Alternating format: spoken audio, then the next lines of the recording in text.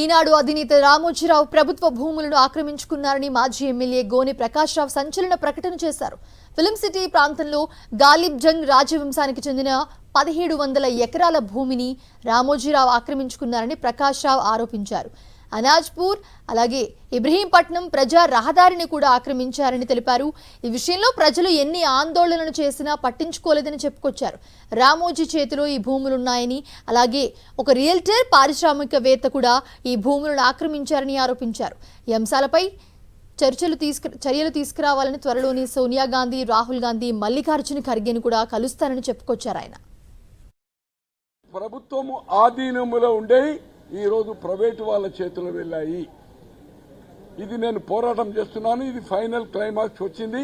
ఒక పత్రికా అధిపతి దాదాపు కొన్ని లక్షల కోట్ల రూపాయల property, court of arts property పరిధిలో ఉన్నది. అలాగే ఒక పెద్ద బిల్డర్ రాష్ట్రంలో నెంబర్ 1, తెలంగాణ రాష్ట్రంలో అనుకుంటే ఉమ్మడి రాష్ట్రంలో నెంబర్ 1, అతని ఆధీనంలో కూడా court of arts property buildings కట్టాడు. 682 మందికి వైఎస్ రాజశేఖర రెడ్డి గారు పట్టాలిచ్చాడు. 200 గజాల చొప్పున లోపలికి రానిస్తలేడు. అనాజ్పూర్ టు ఇబ్రాహీంపట్నం తొవ్వ బంద్ చేశాడు. తొవ్వను కబ్జా పెట్టాడు. 16 కిలోమీటర్లు తిరిగిపోతున్నారు వేల మంది. ఈ రోజు 15 గ్రామాల వాళ్ళు ఆ తొవ్వ ఉంటే ₹1 ఎకరం ఉంది. ఆ రహదారిని గిట్ట క్లియర్ చేస్తే ఒక ఎకరం 5 కోట్లకు పోతాయి. కొన్ని లక్షల కోట్ల రూపాయలు ఆ 15 గ్రామాల ప్రజలకు. లక్షల కోట్ల రూపాయల ప్రాపర్టీస్ ప్రభుత్వం ఆధీనంలో ఉండాలి, కానీ ప్రైవేటు వాళ్ళ చేతిలో ఉన్నాయి.